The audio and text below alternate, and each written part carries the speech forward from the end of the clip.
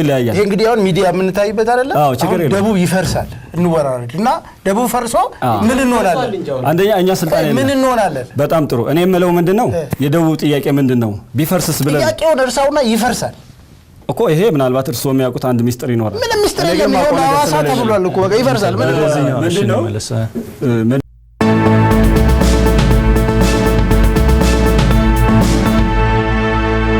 አንዳንድ ሰበቦች እየፈለጉ አሁን ያለው ፌደራሊዝም ስርዓት ማፍረስ ቢሞከር ወደ ባሰ የነጻነት ጉዞ እንደምንሄድ ይሰማኛል ክልሎቹ ቢፈርሱ ምንድነው ችግሩ ክልሎቹ ቢፈርሱ በጣም ጥሩ አንደኛ አይፈርሱም ህገ መንግስቱ ላይ ምንድነው ችግሩ ቢፈርሱ ምንድነው አሁን ደቡብ ይፈርሳል አሁን ይሄ ፍላጎት ነው ያቶ ግርማ ፍላጎትና እውነታው ይለያያል ይሄ እንግዲህ አሁን ሚዲያ ምን ታይበት አይደለ ደቡብ ይፈርሳል እንወራራራልና ደቡብ ፈርሶ ምን እንሆናለን አንደኛ እኛ ስልጣን ምን እንሆናለን በጣም ጥሩ እኔ የምለው ምንድነው የደቡብ ጥያቄ ምንድነው ቢፈርስስ ብለን ጥያቄው ደርሳውና ይፈርሳል እኮ ይሄ ምናልባት እርሶ የሚያውቁት አንድ ሚስጥር ይኖራል ምን ሚስጥር የለም ነው አዋሳ ተብሏል እኮ በቃ ይፈርሳል ምንድነው ዝም ብለን ክልሎች ምናፈርሳቸው ትልቁ ነገር እኮ ይሄ ነው ባይዘወይ ክልልና ፌደራል መንግስት እኩል ስልጣን እንጂ የሚበላለጥ ስልጣን የላቸው ማንስ ነው የሚያፈርሳቸው ክልሎች ለታፈርሳቸው ስትሄድ እነሱ መልሰው እንደሚያፈርሱ ያው እርግጠኛ መሆን መቻል አለበት አቶ ግርማ ስለዚህ እንድትጨምርበት ያነሱ የፈለጉት አሁን ሲዳማ ወላይታ ብዙዎቹ የክልል ጥያቄ ያነሱ ነው ለምሳሌ ያ የክልል ጥያቄ ቢፈቀድላቸውና ሲዳማ ክልል መሆን ከቻለ ወላይታም ከሆነ ካሁን በኋላ ደቡብ ክልል የሚለው ነገር ላይኖር ይችላል የሚለው ነው አዎ ያ ምንድነው ይሄ ነጻነት ነው መሰጠት መቻል አለበት ኢትዮጵያ ውስጥ ኢትዮጵያ የ80 ክልል ሀገር መሆን አለብን ብለን እኛ ካሰብን 80 ክልል ሀገር ማትሆንበት ምንም አይነት ሪዝን የለም ክልል ስለሆን የሌላ ክልል ሰው በክልሉ አይደለም መታየት ያለበት ሰው በሰውነቱ መታየት መቻል አለበት እንደውም ይሄ ተጋብተናል ተዋልደናል ከሚል አመክንዮ በላይ ሰውነትን መቅደም መቻል አለበት ፌደራሊዝም ይሄንን አይከለክልም አንድ ኢትዮጵያዊ አይደለም አንድ ፈረንጅስ ቢመጣ ያ ፈረንጅ ስላልተጋባ ነው ወይም ደግሞ ከኛ ጋር ስላልተዋለደ ከክልላችን ወጣ ልንለው አይገባም ምናልባት አሁንም እዚህ ላይ አንድ ነገር እንድትጨምርልኝ ፌደራሊዝም አይከለክልም ይሄኛው ነገር ግን በብሔር ላይ ትኩረት ያደረገው ፌደራሊዝም ግን ምን እየሆነ ነው ያለው ለምሳሌ ማጆሪቲው ያለበት ቦታ ላይ ማይኖሪቲ ከሌላ ቦታ መጥተው የሚኖሩ ሰዎች መብት አላገኙም ይሄ በጣም ክሪቲካል ጉዳይ ነው ኢትዮጵያ ውስጥ አሁን ትልቁ ችግር አንድ ሰው በግለሰብ ሲፈልግ ቡድን መሆን ይችላል ሲፈልግ ግለሰብ ሆኖ መኖር ይችላል ይሄ ግለሰብነቱ አይከበርለትም ኢትዮጵያ ውስጥ ግለሰብ ሆኖ ሲኖር ምንም አይነት የመብት ጥበቃ አይደረግለትም ይሄ ህገ መንግስት በግልጽ ያስቀመጠው ነገር ቢኖር የግለሰቦች ነጻነት ይከበራል ነገር ግን ያ መሳሪያ የለውም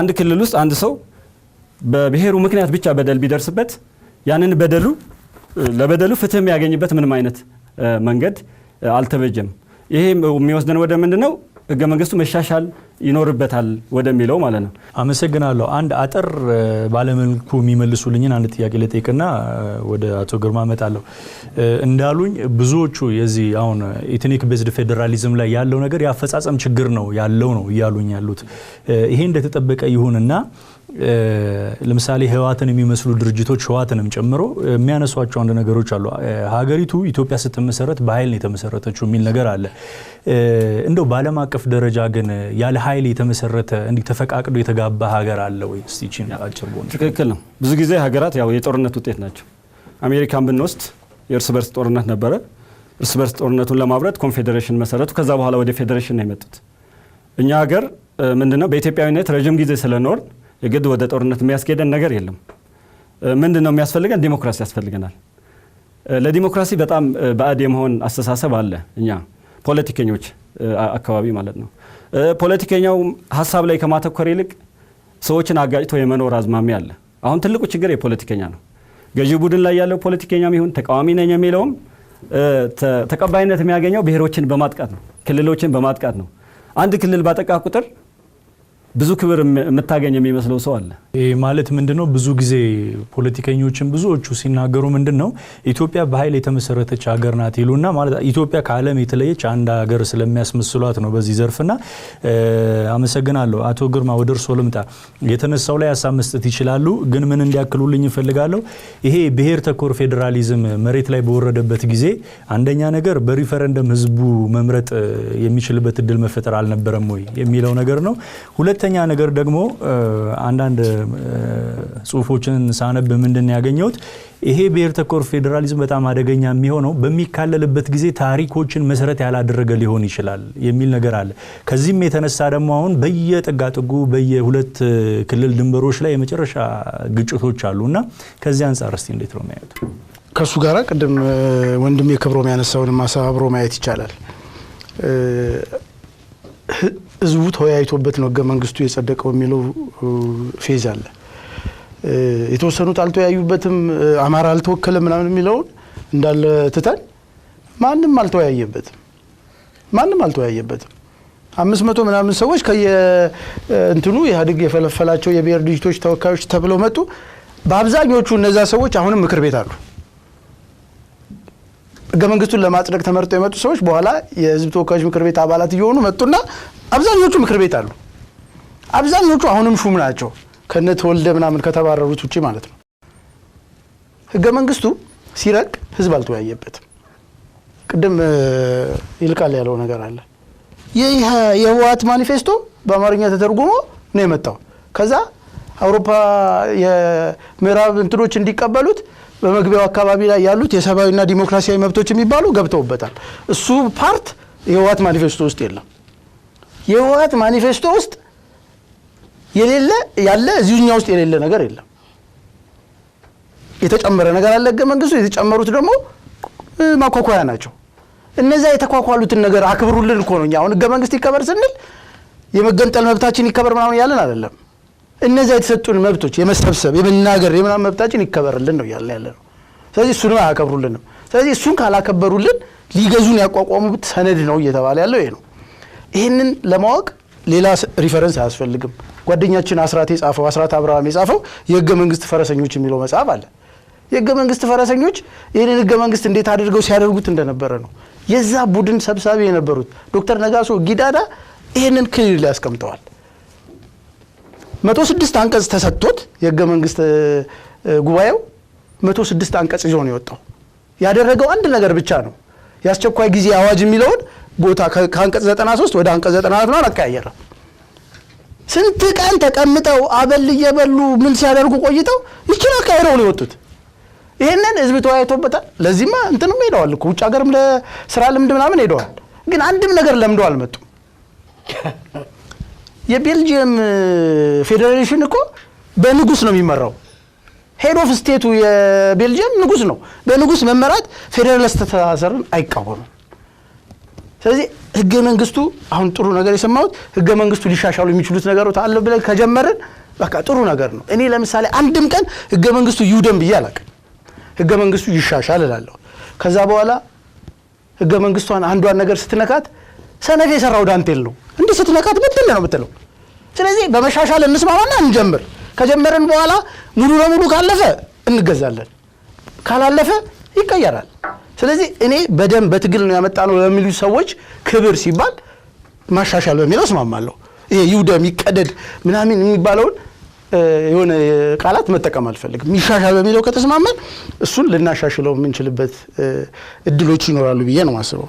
አንድ ነገር ስለ ሚዲያ ያነሳው ነገር አለ ክብሮ። ሚዲያ የመንግስት ሚዲያ አሁን በተለይ የመንግስት ሚዲያ ያለበት ሲሪየስ ችግር ምን እንደሆነ ታውቃለህ? የመንግስት ቃል አቀባይ ሆኖ እየሰራ አይደለም። አሁን ኢቲቪ እና ኤልቲቪ ምንድነው የሚለያቸው? እነሱም ሌላ ፕሮግራም ያዘጋጃሉ። እነዛም አሁን ውድድራቸው ኢቲቪ ከኤልቲቪ ጋር ሆኗል ውድድሩ። ኢቲቪ ነው መሆን አለበት። የመንግስት ቃል አቀባይ መሆን አለበት። ተጨማሪ ስራ ነው መያዝ ያለበት። ተጨማሪ ስራ የፐብሊክ ኢንተረስት ማራመድ አለበት። ኤልቲቪማ የባለቤቱን ኢንተረስት ነው የሚያራምደው። ገበያ እንዲያገኝ ነው እዚህኛን የሚያጫጫዋል። ስለዚህ እነሱ ደግሞ አሁን የኛን ኢንተረስት ካላራመዱ እንትን እንዳይሉ ምናምን ማለት አይቻልም። የመንግስት ሚዲያዎች ሲሪየስ እንትናቸው ይሄ ነው። ሌላው ክልልን ማጥቃት የሚል ኢትዮጵያ ውስጥ አንድ ክልል ተነስቶ እንትን ክልልን ላጥቃ ሲባል ነው ሰምቼ አላውቅም። ፌስቡክ ላይ ክፍያ የቀረባቸው አክቲቪስት ነን የሚሉ ሰዎች አሉ። እንትን ሊያጠቃ ነው እንትን ሊያጠቃ ነው ምናምን። እስኪ አሁን የአንድ ክልል ህዝብ ተነስቶ የሆነ ክልል ላጥቃ ምናምን ብሎ የተነሳ የለም። አብዛኛው ሰው እየጠየቀ ያለው መስተዳድር የራስን በራስ የማስተዳደር መብት ይከበርልኝ ነው ያለው። ስለዚህ የራስን በራስ የማስተዳደር መብት ደግሞ የፌዴራሊዝም እኛ አሁን ፌዴራሊዝምን እንደግፋለን የምንል ሰዎች የራስን በራስ የማስተዳደር ነው። ይሄኛው እስከ ታች ድረስ ይውረድ ነው። እኔ ለምሳሌ አዲስ አበባ ነዋሪ ነኝ። እኔ ሌላው በፈለገው ነገር ለመተዳደር ቢፈልግ እኔ የአዲስ አበባ ከንቲባን የመምረጥ ፍላጎቴ ጥግ ነው። እኔ የአዲስ አበባ ህዝብ ከንቲባ ለመምረጥ ያለውን ፍላጎት ማወቅ የሚፈልግ ሰው ካለ የአዲስ አበባ ምርጫ ሲካሄድ በካርድ በሚሰጥ ምዝገባ አይደለም፣ ኩፖን ቢሸጥ ገዝተን እንመርጣለን። ሚሊዮኖች ኩፖን ገዝተው ከንቲባቸውን ይመርጣሉ። ስለዚህ ወጪ ሁሉ የሚሸፍን ነው ማለት ነው። ሌላው በዚህ ፌዴራሊዝም የተገኘ ጥቅም የሚባል ነገር አንደኛ ክልሎች ያላረጋገጡት ትልቁ ነገር ምን እንደሆነ ታውቃለህ? የኢኮኖሚ ራሳቸውን መቻል አልቻሉም። አብዛኞቹ ክልሎች በፌዴራል መንግስት የሚገኝን በጀት ለመክሻማትና ለመቀራመት ነው አቅደው አልመው የሚሰሩት። ምናልባትም ከዚህ አንፃር የትግራይ ክልል የተሻለ የውስጥ ገቢ የማመንጨት አቅሙን ይጠቀማል። አንዳንዶቹ የትግራይ ክልል መንግስትን የሚከሱት የትግራይን ህዝብ ኤክስትራክት እያደረክ ነው ብለው ይከሱታል። የተሻለ እንትን አላቸው። እንደዛም ሆኖ ግን ከፌዴራል ድጎማ ውጭ አይደሉም። ስለዚህ አንድም ክልል ከፌዴራል መንግስት ድጎማ ውጭ የሆነ ክልል የለምና እንደ ሀገር ራሱ ቆሞ እንደ ጋብቻ እኔም እንትን አምጣ ተብለው የተጋቡ ክልሎች አይደሉም። ኢትዮጵያ ውስጥ ለአስተዳደር ምቹነት ሲባሉ የተፈጠሩ ስቴቶች እንጂ ስቴት የሚባሉ ወይ ፕሮቪንስ ይባሉ ናቸው እንጂ በራሳቸው የነበሩ በኋላ በጉልበት ተሰብስበው ኑኛ ውስጥ ግቡ የተባሉ አይደሉም። ተመልካቾቻችን ውይይታችን እንደቀጠለ ነው። በውይይታችን ላይ ሐሳብ አስተያየት ካላችሁ በ6178 ላይ ኤልን እያስቀደማችሁ ሐሳብ አስተያየታችሁን ልታጋሩን ትችላላችሁ። ይሄኛውንም ሆነ ከዚህ ቀደም የነበሩትን ውይይቶቻችንን መከታተል ከፈለጋችሁ ደግሞ በኤልቲቪ ፌስቡክ ፔጅ እና በዩቲዩብ ላይ ደግሞ ኤልቲቪ ወርልድ በሚለው ገብታችሁ ሰፊው ምህዳር በሚለው መከታተል የምትችሉ መሆኑን ማሳወቅ እፈልጋለሁ። ካፍታ ቆይታ በኋላ ተመልሰን እንገናኝ። አመሰግናለሁ። ይሄ ሰነድ መጀመሪያ እንዳልነው በክደት የጀመረና ሁሉንም ነገር እንደ አዲስ የመስራት ስር ነቀልነት ያለበት ስለሆነ ብዙ ነገሮቹ ደግሞ አሰምሽኖቹ ሲነሳ በመርህ ላይ ያልተመሰረቱ ስለሆነ ነው። ቀደም አቶ ግርማ ሲናገር የደቡብ ክልል አሁን ይፈርስና ትናንሽ ክልሎች ይሆናል ይፈርሳል ሲል በዛ ኮንሴፕት እንዲታይ እኔ ኢህአዴግም ይፈርሳል ነው ማለት ኢህአዴግም ይፈርሳል። አሁን ወደፊት የሚፈርሰው ህዋት ከአጥቂነትና ከሰብሳይነት ተከላካይ ላይ ቆሟል። ሌሎች ራሳቸውን የቻለ ኦርጋኒክ የሆነ ታሪካዊ ሆነው የተፈጠሩበት የተመሰረቱበት መሰረታዊያንስ በግልጽ ያሉ ድርጅቶች አይደሉም። እሱ ላይ ስሙላ የመሰረታቸው ናቸው። ሰነዱንም የህዋት ስንል እኛ ህዋትን ወንጀለኛ ለማድረግ ምናምን አይደለም። ከሻዕቢያ ጋር ሆኖ አሸነፈና የሚፈልገውን አይነት አስተዳደር አስቀመጠ። ለራሱ ለመግዛት የሚመቸው ፔሬድ የተለየ ወንጀለኛ ለማድረግም ወይም ልዩ ክብር ለመስጠትም አይደለም። የሆነው ነገር ያ ነው። ጎሰኝነት ራሱ የፈጠረው ነገር ጎሰኝነትን በላው። አሁን ሊትራሊ እሱ ነው የሆነው ያለው።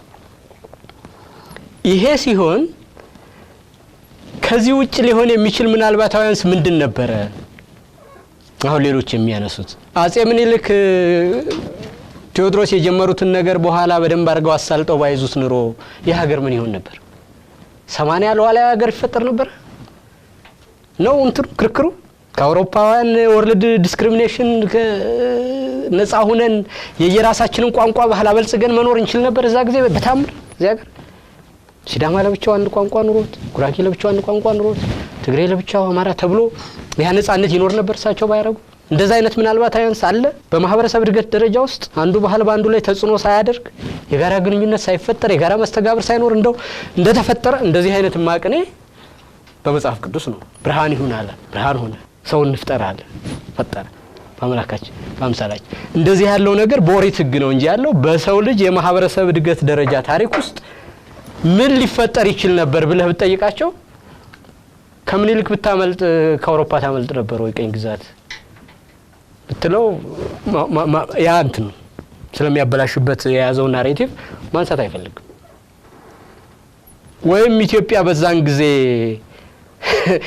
አንድና ሁለት ትምህርት ቤት በክፍለ ሀገር ደረጃ በነበረበት ጊዜ በራሳቸው ቋንቋና መፍቻ ከፍተው ትምህርት ቤት ካሪኩለም ቀርጸው ለማስተናገድ የሚችሉበት ሁኔታ ነበር በዛን ጊዜ። ቀድሞ ነገር ትምህርት ቤቱ አለ ስለዚህ ይሄ ሁሉ ነገር ቁጭት ለመፍጠር ተብሎ አገሩን ከፋፍሎ ለመግዛት ተብሎ የተፈጠረ በውሸት ላይ የተመሰረተ ነገር ስለሆነ ውሸት ደግሞ ጉልበት እየሳሳ ሲሄድ እውነትን የሚፈልግ ነገር ከመረጃ ጋር ከጊዜ ጋር እየፈረሰ ነው። ከዚህ ውጪ አሁን ኢህአዴግም ከራሱ ህልውና ጋር የኢትዮጵያን ህልውና አቆራይቶ የሚያይበት ነገር አብቅቶ ዜጎችም ከመጠራጠርና ከመፈራራት ባለፈ ባህልና ቋንቋ አይዳብር ብሎ በአሁኑ ጊዜ ፖለቲካ ሊኖር ይችላል።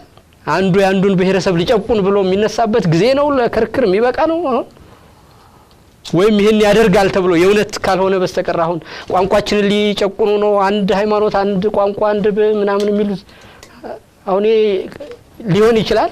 ፍላጎት አለው አንድ ፖለቲከኛ በዚህ ጊዜ ያለ ማድረግ ተው ያደርግብናል ስጋቱን ተውና አንድ ፖለቲከኛ እንደዛ አይነት ነገር ኢንተረስት ያደርገዋል አንድ የሰለጠነ ሰው በዚህ ዘመን ያለ ፖለቲከኛ እና የሚሆነው ነገር ሁሉ በስጋት ፈጥሮ ይሄ በላባይ ኢሊት ተፈጥሯል። አሁን ኢትዮጵያ ውስጥ ቅድም አቶ ግርማም ያለው ነገር የብሔር ብሔረሰብ የሚባለው ነገር ራሱ ኢትዮጵያ ውስጥ የለም።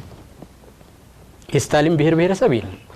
የራሳቸውን ኢኮኖሚ የሚችሉ ራሳቸውን ኦልሞስት ወደ ሀገርነት ያስጠጋ ባህል የእድገት ደረጃ ላይ ተፈጥረው በራሳቸው መኖር እስከሚችል ድረስ ያለ ነገር የለም። ላለችው ዳቦ መራኮት ካልሆነ በስተቀር ፍትሃዊ አስተዳደር ባህልን ስለማበልጸግ ቋንቋን ስለማሳደግ ዜጎችን በኩልነት ስለመምራት ይሄ ህገ መንግስት ምንም አይነት ዝምድና የለው። እሺ አመሰግናለሁ። እዚህ ላይ ምንድነው መስማማው ነገር ኤሊቱ ላይ ነው። ፖለቲከኛው ወይም የፖለቲካ ኤሊቱ የሚያደርገው ሚና በጣም አፍራሽ እንደሆነ ይታወቃል። አሁን ፍክክር የተያዘ ሁሉ ይመስላል። ፍክክሩ ምንድነው? ያው በርካሽ ተወዳጅነት ውስጥ ራስን አግኖ የመገኘት በዚህ መካከል በፌዴራሊዝም ውስጥ አንኳር የሆነው አንድነት እየፈረሰ ባላስፈላጊ ፌዴራሊዝም አንድነትን እንዲፈርስ አይፈቅድም። ሲጀመር ፌዴራሊዝም የሚበጀው ነፃነትም አንድነትም አንድ ላይ አጣጥመ እንድትሄድ ነው እንጂ አንድነቱ ከፈረሰ ያው ትክክለኛ አይሆንም። ስለዚህ የኤሊቱ ርካሽ ተወዳጅነት ውስጥ ገብቶ አሁን በማህበራዊ ሚዲያም ስናየው እዛ ላይ ነው ሰው ትኩረት የሚሰጠው ማለት ነው። ሚዛናዊ ሀሳብ ያለው ሰው ምንም አይነት ተደማጭነት የማያገኝበት ሰዓት ላይ ደርሰናልና ይሄ በጣም አስቸጋሪ ነው። ሌላው አሁን ኢንጂነር ካነሱት ትንሽ ማለስማማው ምንድነው?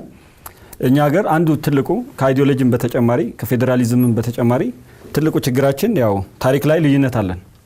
ታሪክ ልዩነት አለን ማለት መጣላት አለብን ማለት አይደለም። አንድ አሜሪካዊ ያለው ነገር ያስማማኛል እዚህ ላይ ማለት ነው። ምንድነው ያለው? እኛ አሜሪካውያን በታሪክ ዙሪያ እንጣላለን። ለየት የሚያደርገን ግን ባለፈው ታሪካችን ሳይሆን ወደፊት ምን አይነት ታሪክ ይኖረን በሚለው ነው የሚል ነገር አለ። አሁን ብዙዎቻችን ትኩረት የምናደርገው ባለፈው ነው። እያንዳንዳችን የራሳችን ንጉስ የራሳችን አጼ እንይዝና እሱን ወደ ማግነን ነው መንገባው። አሁን እዚህ ጋር በፌዴራሊዝም ዙሪያ አጼ ምኒልክን ማንሳት አስቸጋሪ ይመስለኛል።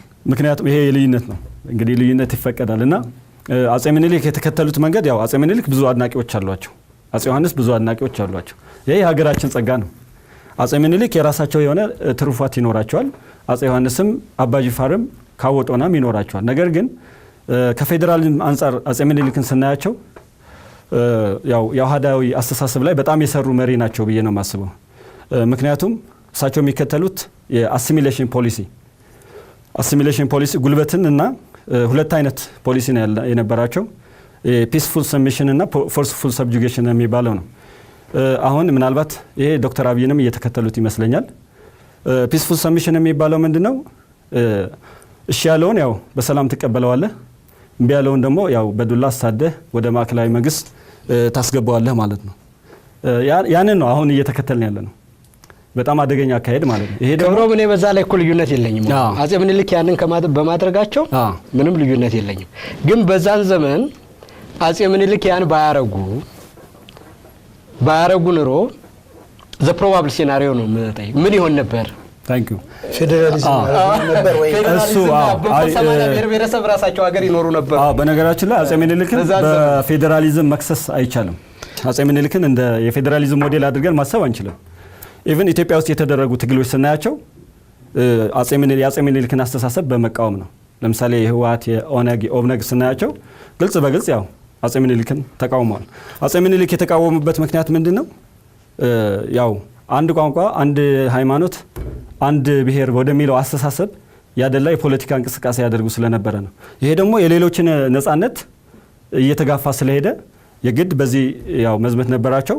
ትግሎችን በዚህ የሚያጠነጥኑ ናቸው። ለዚህ ነው ሰነዱ የብዙዎች ነው የምንለው። አሁን ሰነዱ ዲሞክራሲያዊ አይባልም። ኢህአዴግ ዲሞክራሲያዊ ሳይሆን አፄ ዮሐንስ እስከዛ ውጭ ያደረጉ ነበር። የስ ተመሳሳይ ነው፣ ፊደል ናቸው። ስለዚህ ጉልበት ነው የሚጠቀሙት መሳሪያ። በእርግጥ አፄ ዮሐንስ የተሻለ ፌዴራላዊ ናቸው። ያ በጣም አሁን ካለን ሰዎች የተሻሉ ናቸው። አቶ ክብሮም ወደ እርስዎ ልምጣና የተነሳው ሀሳብ ላይ ሀሳብ መጨመር ይችላሉ። ሌላኛው ነገር ግን እንግዲህ ጠንካራ ጎኑን ቅድም አንስተውልኛል እና ደካማ ጎን መሰረታዊ የሆኑ ደካማ ጎኖች ናቸው የዚህ ፌዴራሊዝም የሚሉትንም ደግሞ ሲበዛው ያስቀምጡልኝ። እሺ፣ አመሰግናለሁ።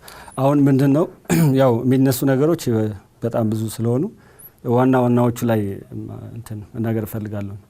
አንደኛው ምንድነው ህገ መንግስቱ የማን ነው የሚለው ጥያቄ ነው።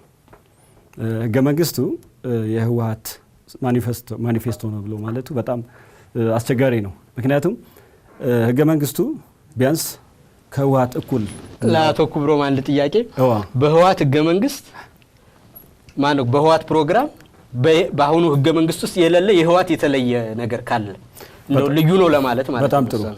አሁን ምንድነው ህገ መንግስቱ ስናይ እንደ ህገ መንግስትነቱ ያው ብዙ ባለሙያዎችም የሚሉት ነው ያን ያህል ኢንጂነር ይልቃል እንደሚሉት አማራ እንደዚህ ጨቋኝ ነው ከሌ ተጨቋኝ ነው የሚል ነገር የለውም ህገ መንግስቱ ላይ ማለት ነው።